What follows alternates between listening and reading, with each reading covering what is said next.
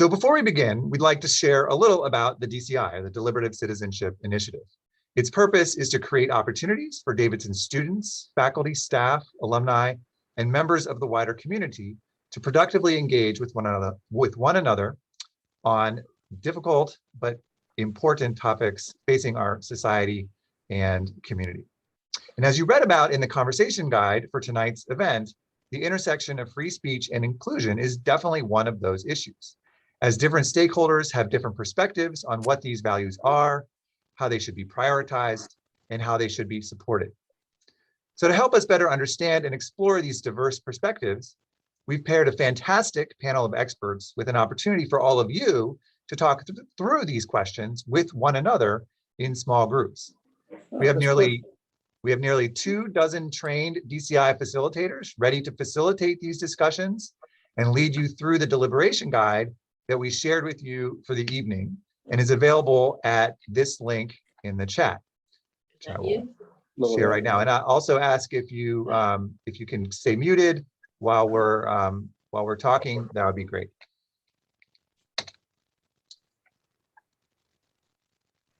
But first, I'd like to introduce our panelists. Keith Whittington is the William Nelson Cromwell Professor of Politics at Princeton University. He's the author of Speak Freely, Why Universities Must Defend Free Speech, and numerous publications on American constitutional theory and history, judicial politics, and academic freedom, including the value of ideological diversity among university faculty, and free speech and the diverse university.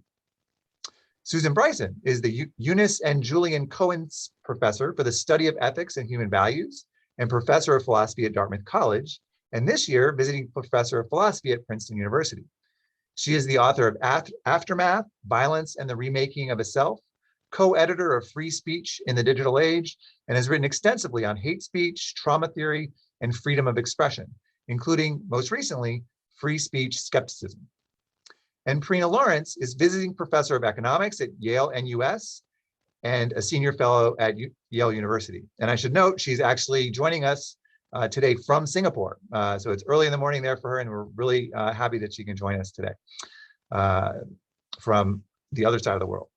She has served as the president of Hollins University and provost at Augustana College. Professor Lawrence has extensive experience dealing with inclusion and free speech on college campuses, which she discusses in an article she wrote for the Association of American Colleges and Universities, When Core Values Collide, Diversity, Inclusion, and Free Speech. And Dan Lehman, an associate professor of philosophy at Davidson and a faculty co-convener of the DCI, will be serving as our panel moderator this evening. Professor Lehman's expertise is in political philosophy and the nature of political liberty. And before we turn it over to our panelists, he'll help frame our event this evening and the core issues and questions for us to be thinking about as we listen to our panelists and engage with one another afterwards. Dr. Lehman. And you're muted. And of course, I start this off by being muted. I promise this will only improve. Okay. So thank you, Graham, for that introduction. For all of us, I'd just like to take a few minutes and frame some of the problems that we're going to be discussing here. And then we'll hear from our speakers from a number of different perspectives with respect to questions that I'm going to try to raise. So as we all know, free speech has been, for some time, not all time, interestingly, but for some time, a core value of the academy. And during the last several decades, inclusion has come to be seen as one as well. There are a number of factors that may perhaps help to explain this, a number of social movements, for instance, Black Lives Matter, Me Too, development of such movements as the gay rights movement, with such landmark decisions as Obergefell versus Hodges. But for any number of reasons, we've seen inclusion come to share, or at least attempt to share, the stage, as it were, with free speech. Some have seen this as a welcome addition of one important complementary value to another. That is, some have thought, this is terrific. We've long appreciated free speech, and now we're coming to appreciate this other value as well.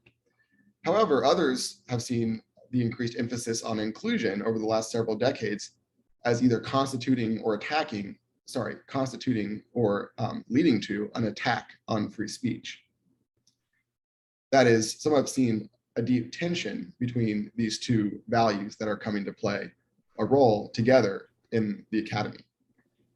The argument for seeing an inherent tension here is simple.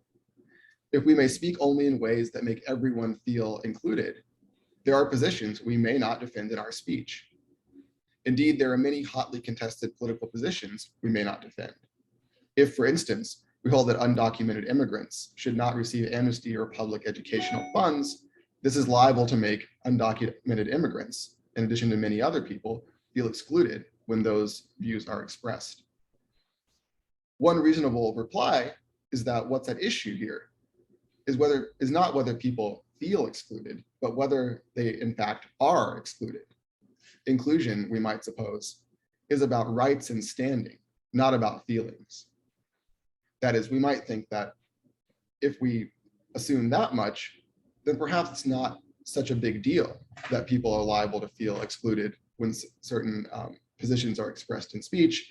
And if so, perhaps there's not such a tension after all. However, there may still be a tension here, even if we grant that mere offense is insufficient to constitute exclusion in a way that's objectionable in the context of the academy. For some have suggested that when discursive spaces permit or include speech against marginalized groups, this actually, beyond merely offending anyone or making anyone feel a certain way, contributes to that very marginalization, and thus works against their inclusion, actual inclusion, as opposed to mere feelings of inclusion. On this view, words can indeed hurt, not because they offend, but because they degrade or constitute or support or reinscribe the marginalization that harms those groups and those members. But some balk at this. Is this extension of the idea of harm to include harm through degradation or harm through placement into a marginal space by way of speech? Is that extension of the idea of harm one that's plausible or one that we want to endorse? Traditionally, there hasn't been much conceptual space, whether in the law or in philosophy or in the academy at large, for thinking of an expansive conception of harm after that model. And moreover, even if we do think that harm can be expansive in that way, do we think that the benefits of free speech simply outweigh that cost? Do we think that perhaps people can be harmed by speech, not merely offended, but we should simply see this as a real contest, one that perhaps free speech should win? Our speakers today will take these questions head on. Each will defend a different position on the values of inclusion, free speech, and the relationships between them, especially as they pertain to the college context. Their insights and arguments will frame our own subsequent deliberation on this most important of contemporary issues.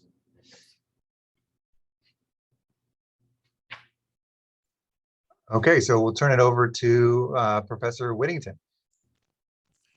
All right, thanks. Really appreciate the opportunity to participate in this, and I appreciate y'all doing it. Actually, I think this is certainly an important kind of conversation to be having. I think it's conversations universities across the country ought to be engaged in more actively, and so I appreciate the chance to be part of it.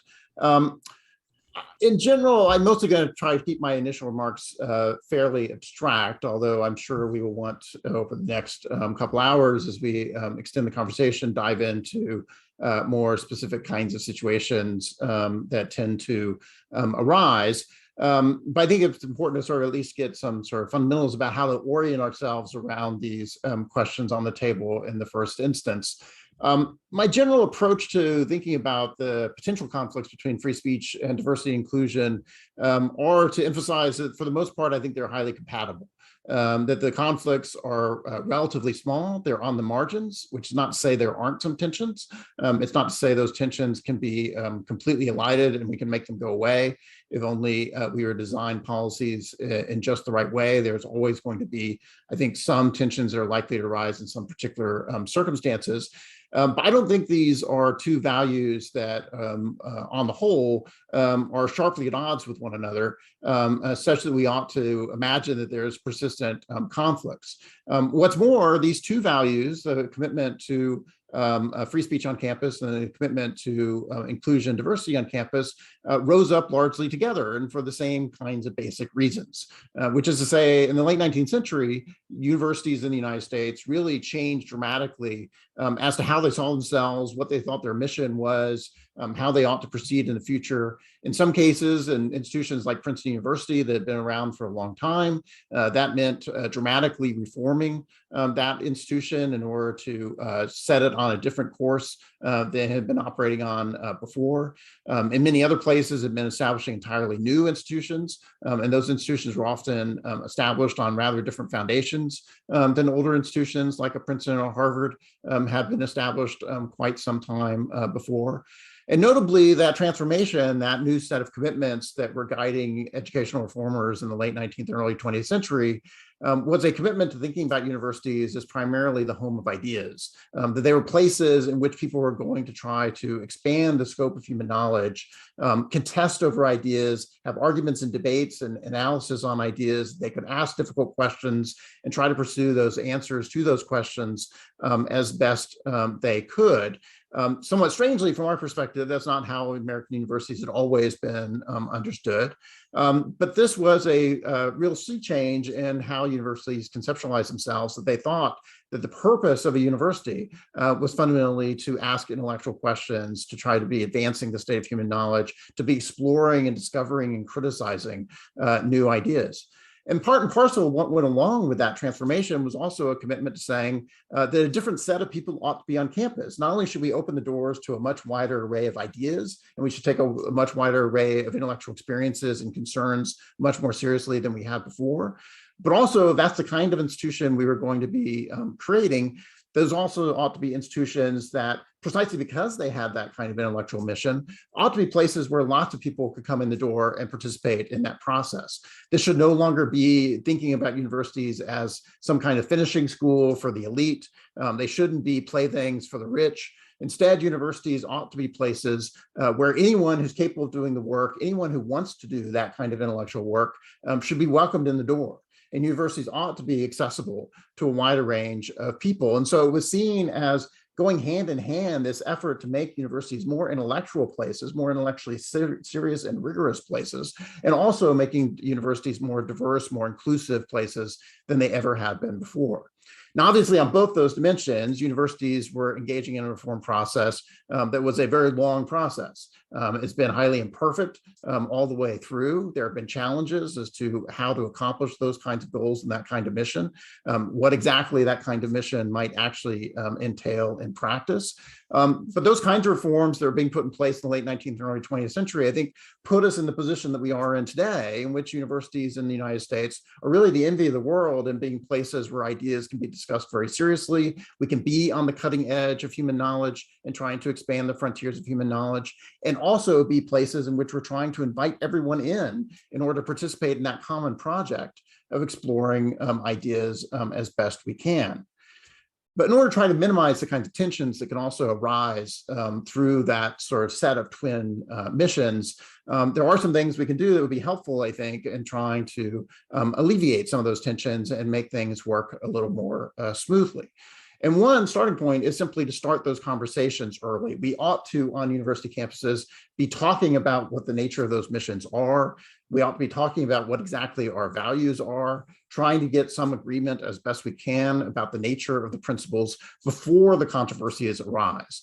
Too often it's the case that when a free speech controversy arises on a college campus, it's only in that moment that university leaders, members of the campus community are suddenly scrambling around trying to figure out, well, what exactly are the principles that ought to be guiding us here? What are we really committed to after all? What are the values that are at stake in these situations?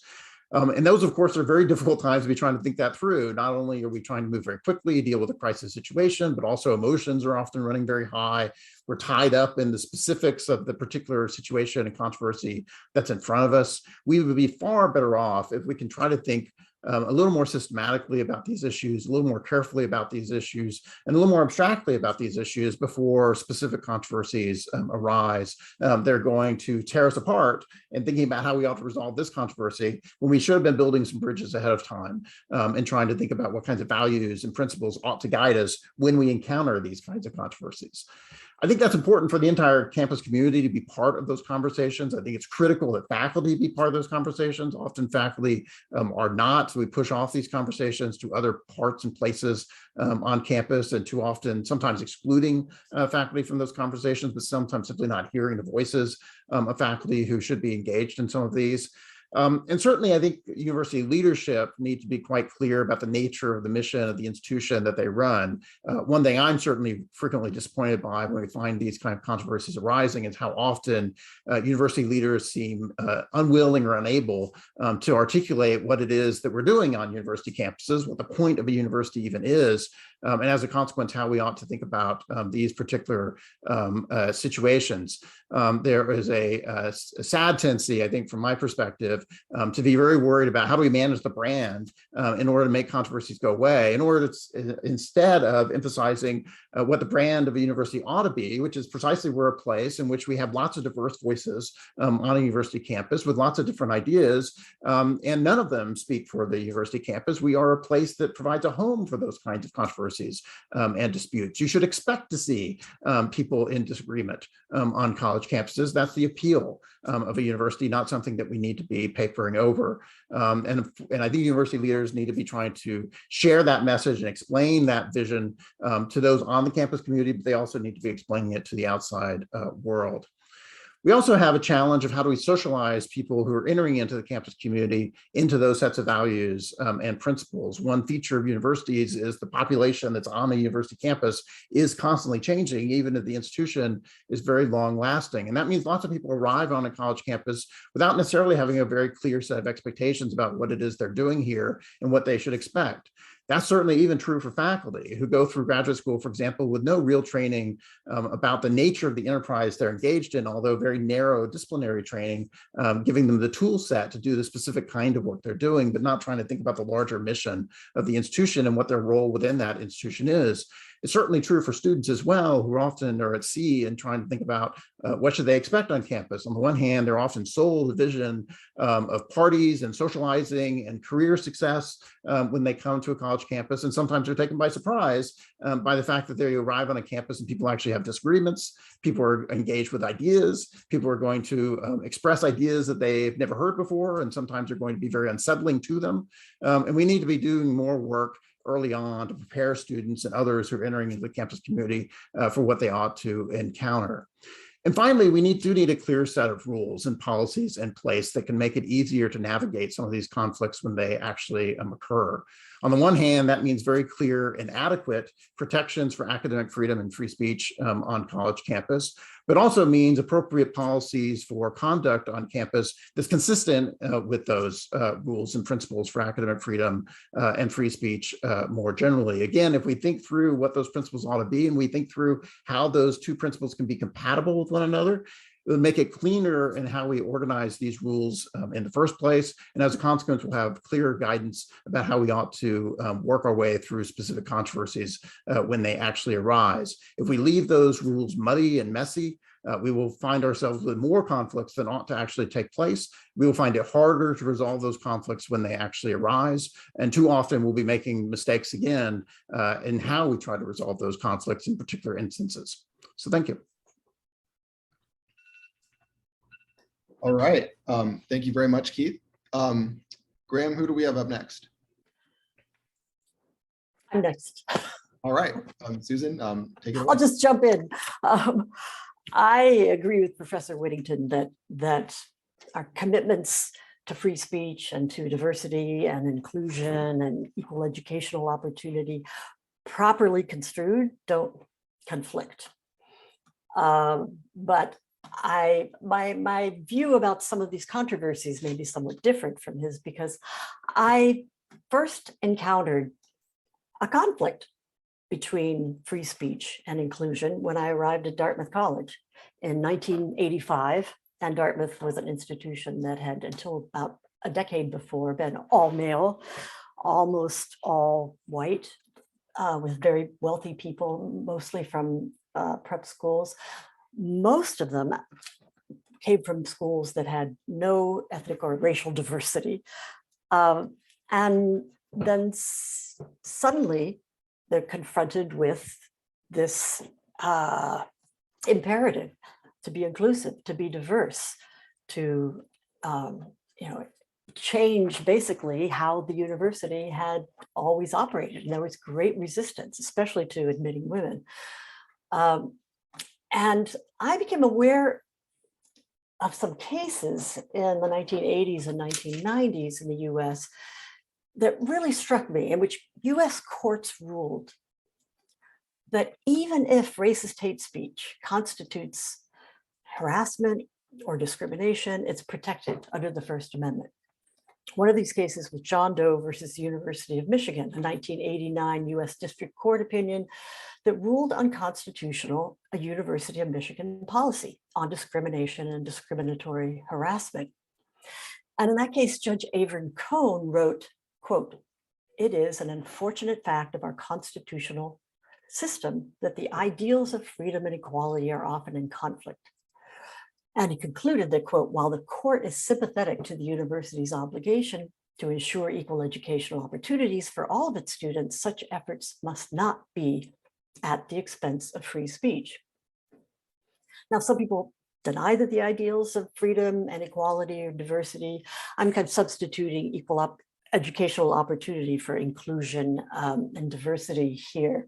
Some people deny that the ideals of freedom and equality are in conflict and hold that true freedom, construed correctly, requires equality, and that real equality requires freedom. In that case, this conflict doesn't arise. But what struck me about this case was, if you accept that there's a conflict between the right to equal educational opportunity and the right to free speech, why suppose the free speech right must take priority? What's the argument for this? And at the time, and this was when campus hate speech codes were being ruled unconstitutional, right and left, because in violation of the First Amendment, there was a lot of confusion on campuses. The then president of Dartmouth said, well, it would violate the First Amendment. And Dartmouth is, of course, a private institution, so that wasn't obvious to me. But there was also this mentality that free speech is more important than just about anything else. And I was particularly interested in, if you grant that there's a conflict between freedom and equality in this area, right? Why suppose the free speech right takes priority? And I was particularly interested in what we've come to call hate speech. And I think it's important to have some definitions. I mean, first of all, speech is a much broader category than just verbal language, linguistic expressions, right? Can refer to pictorial representations and symbols, swastikas, Ku Klux Klan masks, and expressive acts such as cross burning and the defacing of mosques. So I think that while most people acknowledge that hate speech is often offensive and can sometimes be harmful, there's considerable debate about whether it's so harmful that it should be prohibited on campus. And I think one thing that's important for us in the US to do is to question the First Amendment. And as whoever introduced me, Graham, said, I did recently write a piece on free speech skepticism.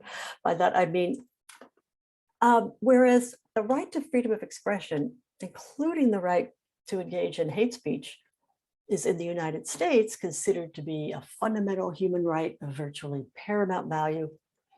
In most other countries, free speech rights are constrained by other rights, such as rights to dignity, respect, equality, and laws restricting hate speech, such as speech inciting racial hatred and Holocaust denial, are relatively uncontroversial. I think there's a near consensus globally that however valuable the right to freedom of expression might be, it's overridden or irrelevant in the case of much of what gets labeled hate speech. And a common definition of hate speech is speech that vilifies, intimidates, or incites hatred toward an individual or group on the basis of perceived social identity, such as race, ethnicity, religion, gender, or sexual orientation. So why should we tolerate hate speech, even if it undermines students' rights to equal educational opportunity? And I think there are many people who think that that's the case, that there is a genuine conflict here. And here I think it's important to look at why we consider speech so valuable. And we all say, well, freedom of expression is such a valuable thing. We must protect that at all costs. And it's really important to step back and say, why? Right? I mean, there are several arguments for free speech. One of the most prominent is the argument from truth that's best known to us from the writings of John Stuart Mill. Mill argues that restrictions on speech would hamper the search for truth, but some argue that to use the argument from truth to justify the toleration of hate speech, you'd have to suppose we're all rational truth seekers, even on college campuses, right? Whereas speakers and listeners are often motivated by many things apart from the desire for truth, right? Including in the case of individuals who engage in racist hate speech, racism, which as Charles Lawrence points out, is irrational and often unconscious. Right? And in addition, if vulnerable community members are targeted by hate speech, they may become less rather than more likely to express their ideas. And even if they do speak, they may not be taken as seriously as they would be in an environment that didn't tolerate hate speech. So whether the argument from truth provides a rationale for prohibiting restrictions on hate speech depends on, among other things, the plausibility of the empirical claim that allowing even harmful hate speech contributes to a greater diversity of opinions, more likely to yield truth in the long run than prohibiting it would. Right? And furthermore, even if allowing unfettered hate speech were more likely to lead to the truth, the value of social harmony might be more important or conducive to overall long-term utility than that of truth. I'll briefly mention a couple of other arguments for freedom of expression. Another one is the argument from democracy that holds that citizens in a democracy need access to information in order to make well-informed political decisions, and also need to be free from obstruction in making their views known, right, in order to have some impact on the political process. However, if we look at this in the context of a campus and a well-functioning campus environment, it's not at all obvious that unrestricted hate speech, defined as the way I defined it before, is going to in fact lead to a diversity of views on campus. And the third main argument in defense of freedom of expression is this argument from autonomy, that if we restrict people's right to say things, then that's going to undermine their ability to make autonomous decisions. And it's going to undermine the ability of would-be listeners to make autonomous decisions as well. I think I'm going to wind down now because I want to hear what Rena has to say and jump back in when the three of us are talking to say some more things about campus speech. Thank you. All right. Thank you, Professor Bryson. And now Professor Gupta, you're up. All right. Thank you. Thank you for this opportunity. And I'm indeed honored to be here today and share this forum with Professor Bryson and Professor Whittington. And it's great to hear both of your remarks. And so I want to begin with that I'm an economist by training who works on public policy in developing countries. So what I share with you today comes from my lived experiences navigating these issues of conflict head on that we are discussing today as a campus administrator, some of which I've shared in an article that was mentioned by Professor Graham in 2018 on the collision of diversity and free speech. I want to begin my remarks on a somewhat hopeful note, that even though we are regularly told that about the increased polarization, the great divide, and the growing erosion of public discourse, this is not new to American public life. We have faced and survived similar circumstances before. In 1972, in an essay titled "The Diatribe, the Last Resort for Protest," Theodore Wint wrote that the tendency to shout for the sake of shouting, shock for the sake of shocking, and the lack of engagement in dialogue and the resulting reciprocated diatribe. He could be describing public discourse in 2021 if, of course, he was writing about the Vietnam War and what was emerging in the national discourse during those times.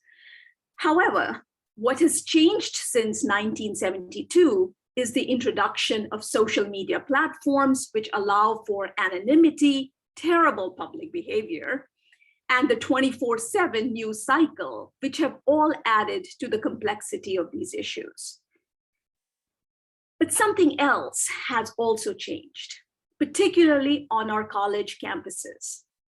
We have increasingly become more acutely aware of the systemic barriers our underrepresented students face on our campuses, how while we have asked them to join us at our traditional institutions, we have expected them to assimilate into our academic culture that was built for a different time and a completely different student body. In a recent New York Times opinion piece by Thomas Edsall, I'm sure many of you have read that, he quotes recent research conducted by political scientists Chong, Levy, and Citrin, who find that there has been significant erosion in public tolerance of, and I quote, offensive expression about race, gender, and religion. That tolerance has declined overall, particularly for a category of speech that is considered unworthy of First Amendment protection because it violates the goal of equality. Even the ACLU, in its 2018 guidelines, acknowledged that free speech can negatively impact marginalized groups. And here again, I'm quoting them. Speech that denigrates such groups can inflict serious harms and is intended to, and often will, impede progress towards equality. And again, I quote, our defense of speech may have a greater or lesser harmful impact on the quality and justice work to which we are also committed. So even the ACLU, the defenders of free speech, acknowledge the complexity associated with free speech and equality. Now, freedom of expression is the foundation of all academic life. Free speech and inquiry is how we pursue knowledge and learn and grow. And sometimes this means discussing and researching troubling and difficult topics, all in the spirit of learning and discovery.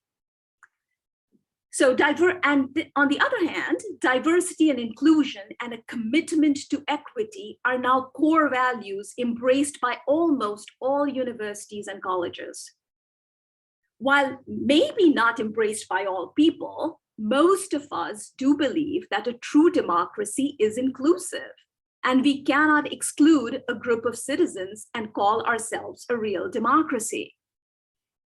And in the context of colleges and universities, we cannot deliver our mission if we do not actively include the interests of our underrepresented students and address the systemic barriers they face each and every day on our campuses. Now, the reality is we are committed to both these values, free speech and expression, and diversity and inclusion. But we do run into a quandary when these two values come head to head. And they do. My lived experience every year sort of landed me in these situations where these important decisions had to be navigated very, very carefully. And often they create an escalating conflict, especially as emotions get charged. Because what I believe they strike at something deeply personal, and that's one's identity. Whether it's ethnic or racial identity, gender identity, religious identity, to mention a few. As a thought experiment, I want you to envision a scenario where free speech conflicted with another important value, such as environmental sustainability. And we invited a speaker who argued that climate change was not real. While this might be upsetting, one can still adhere to evidence-based reasoning and look for holes in the research argument and agree to disagree with the speaker. However, on the other hand, if the speaker belittled or erased someone by referring to their core identity as a lifestyle choice, or something even much worse, then that becomes deeply personal and is exclusionary and impacts one's sense of belonging. So now we get to the sense of belonging. Developing a sense of belonging or community for all our students is an important campus value, and many campuses have made a commitment to developing this sense of belonging.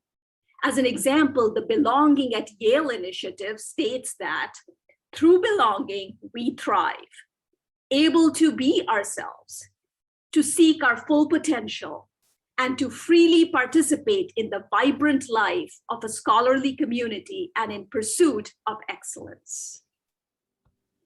We want all our students to feel this is their campus. They should all feel supported.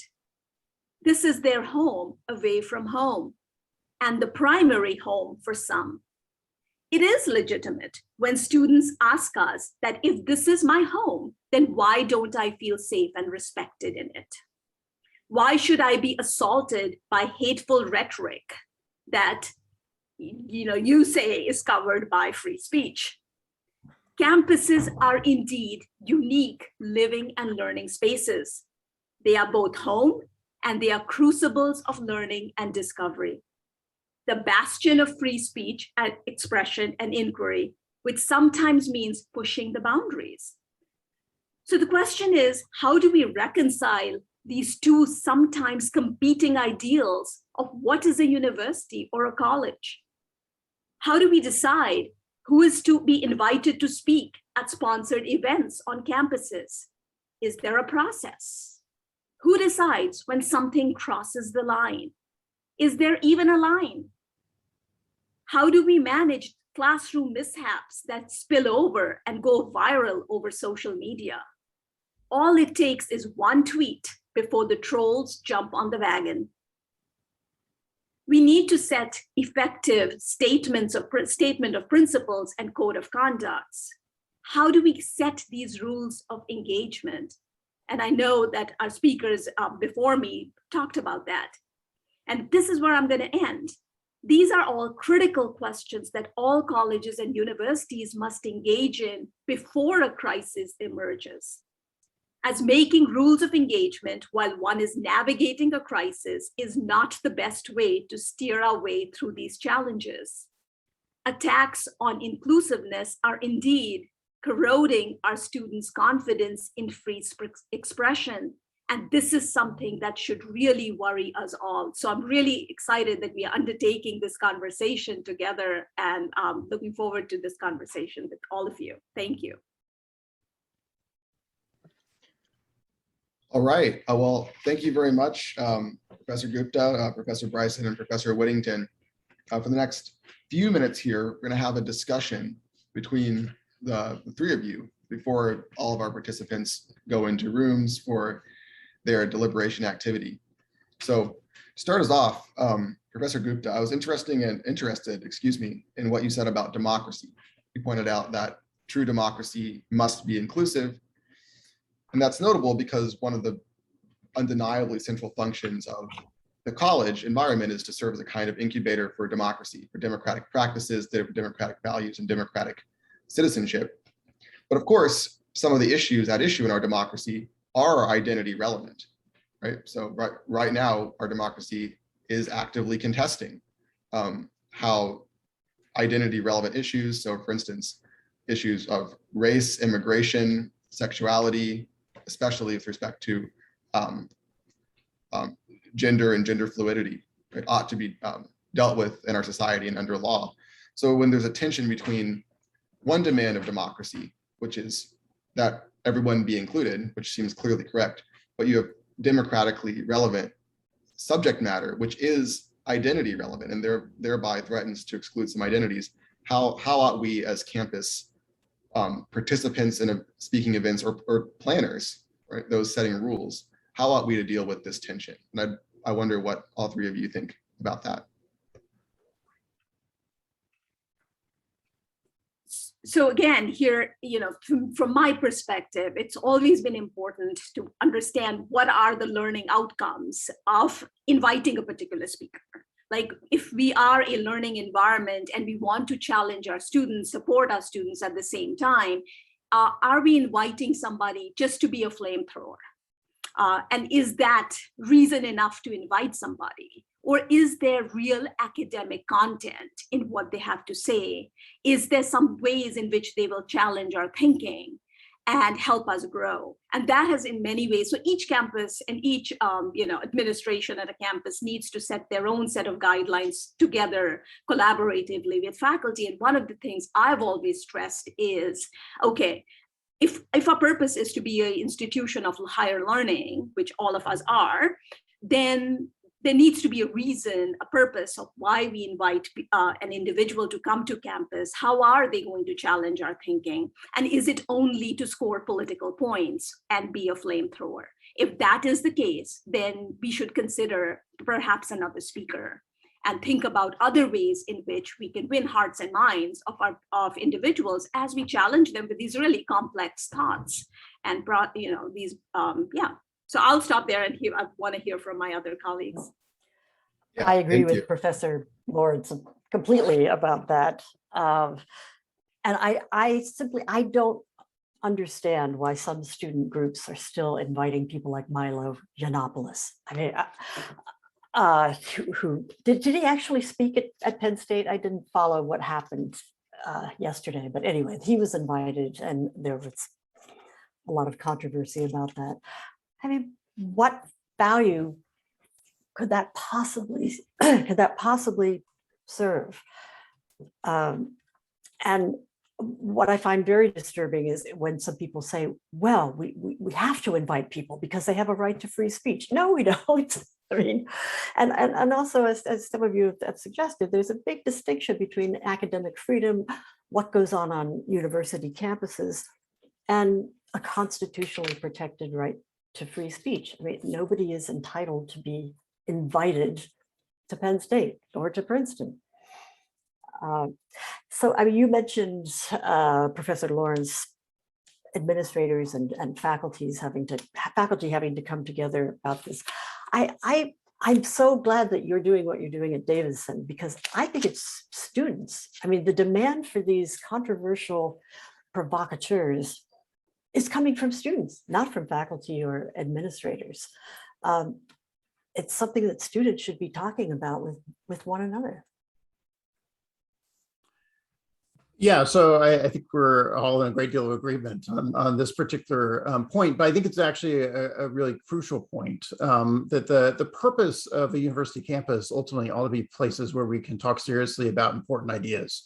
And when we're thinking about who to bring to a campus to participate in that process, we want people that are going to be useful to that process of trying to actually help us work through and think through important and serious ideas. And so one, that means then everybody who has some authority to bring people on campus ought to be thinking very seriously about why they're bringing particular people to campus and what it is that they're trying to accomplish. And sometimes, of course, that means not only people temporarily to campus, an outside speaker to give a talk, but also people who are going to be here for the longer term, like faculty, for example. But you have to think through these questions of what is it we're trying to do here and what's going to be the most productive and useful way of accomplishing our common mission.